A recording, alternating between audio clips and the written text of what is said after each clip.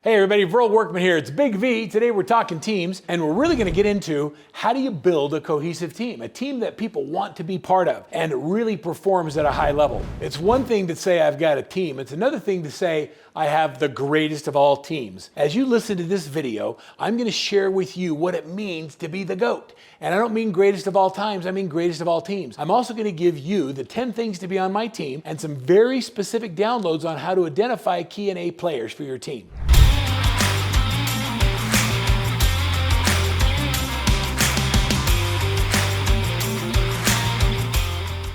We're going to talk about the research that we've done to determine and identify what it means to be the greatest of all teams. Now, when you hear the term GOAT, what do you think of? How many of you think, Michael Jordan, he's the GOAT? Or what about Tom Brady? Or how about Lionel Messi? Or your favorite NASCAR driver? Each of these individual performers all are the greatest of all times in their respective sports. Some arguably with others. There's people like Mike Tyson and Muhammad Ali and some of the greatest fighters of all time. Each one of these GOATs, if you will, all had a supporting what? Team. The team that stood behind them that made them better. When I look at Lionel Messi's greatest goals, and I don't know if you know this about Lionel Messi, but he has more championships than any of the other sports or athletes that call themselves the GOAT. It's funny because Lionel Messi has the most championships. The greatest videos, if you go to YouTube and you look up Lionel Messi's greatest videos, you can see all his great goals, but do this search. Look for Lionel Messi's greatest assists.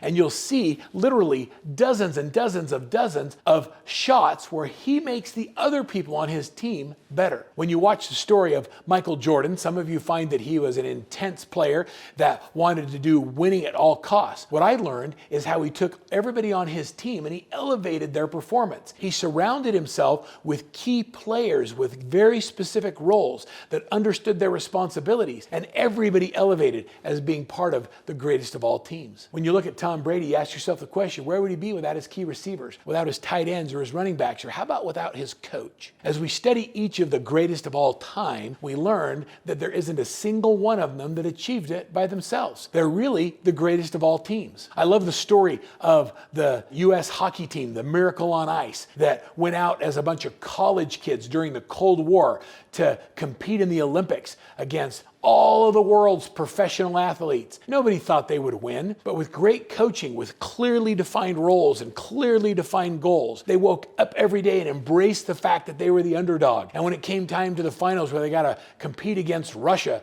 the CCCP, it was like the Cold War being reenacted on the ice. These giants of hockey against our little hockey players from college, all coming together to compete for the gold medal. And when the United States won that gold, it was like they had won the war. The whole country rallied behind them. It was not any individual player like the goalie. It wasn't any individual player that scored the goal. It was the entire efforts of the team clearly understanding their role as the underdog, what needed to be done, and then they executed basic fundamentals of hockey at a very high level, instead of trying to be elaborate. As we study the greatest of all teams, it helps us understand what are the elements that we can incorporate if we want to provide or create a high-performing team. Let me just share with you what it means to be one of the greatest of all teams. On the board behind me right here are the 10 things, or the 10 common traits that we've identified as common elements of the greatest of all teams. So you want to be the greatest of all teams? Now remember, stay tuned and stay on this video. We're going to give you a download of the 10 things to be on my team and how we hire to the greatest of all teams. Let's begin with the 3 C's. Collaboration, culture, and communication. As we study all of these great teams, they all had 3 things in common I call the 3 C's. It's their ability to collaborate. Everybody had a seat at the table.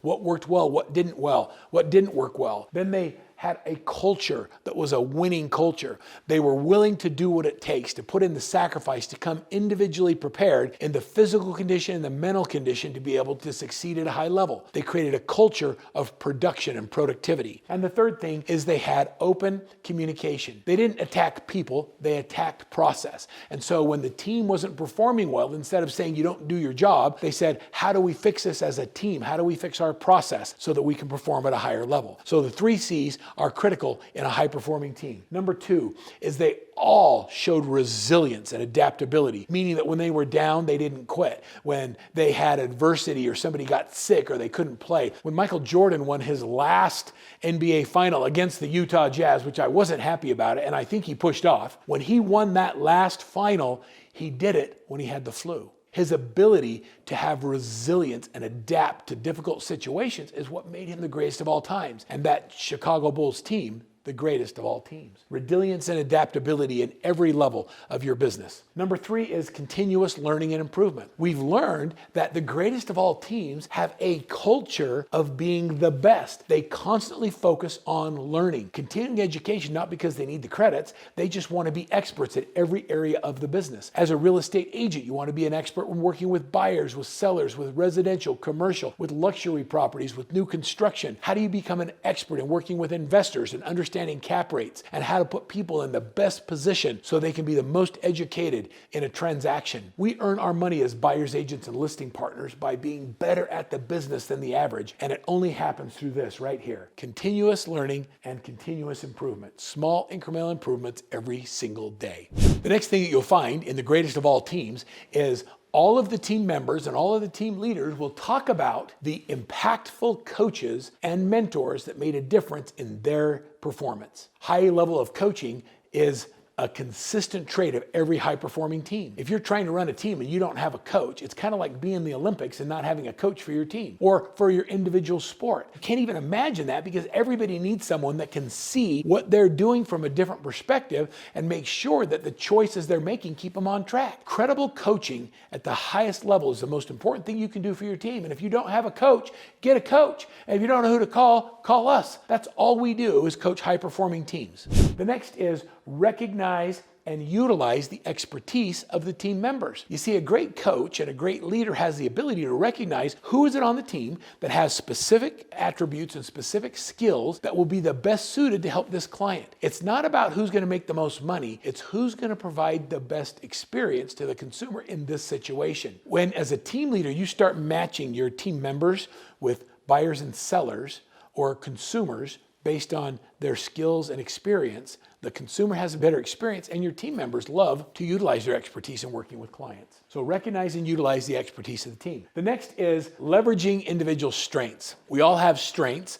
We all have weaknesses. We all can identify opportunities and threats that are out there. In other videos, I'm going to talk about really utilizing a SWOT analysis to identify the strengths of your team. Once you identify the strengths of your team, then you focus on having them do activities that allow them to shine in the areas which are their strengths. And if you're weak at something, you can either focus on getting good at it or you can learn to let somebody else do it. I just learned to delegate the things that I'm not good at. I don't like them anyway, and I'm already bad at it. So why not just let it go? We think we have to do it because it's out of our comfort zone and it causes us to engage in those activities at a high level of stress and anxiety. I just say let it go. Just let it go. Delegate it. Next is leveraging the individual strength. Empowering leadership means that the leader of the team isn't afraid to let go of control. They empower their people to make decisions and do the right things. If you want to have a cohesive team, be an empowering leader, not someone who cuts the legs off of the people they serve.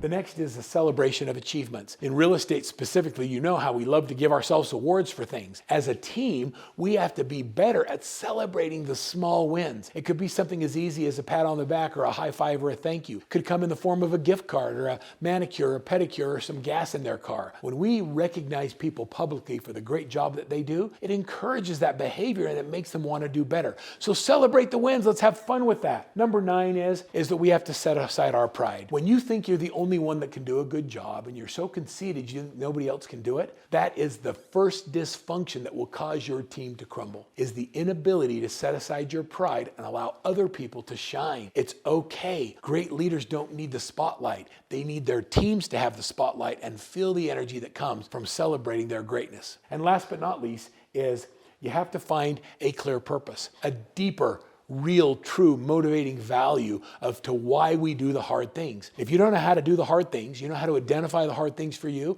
then it's very difficult to create the greatest of all teams. We have a list that we use called the 10 things to be on my team, that we sit down with every single person before they join the team, and we go through one by one each of the 10 things to be on my team. Those 10 things are consistent with these values, they're consistent with the daily huddles, the daily success habits, the things we expect. And when they know what is expected of them coming in, everybody performs at a higher level. If you click on the link below, I'm going to give you a copy of the 10 things to be on my team. I encourage you to think about what it is we can do to be better and enforce not just the culture and the core values, but also the 10 things to be on my team. As you implement those on your team will perform at a higher level, you'll attract higher level talent, and everybody will love being part of what we love to call is the greatest of all teams, your team.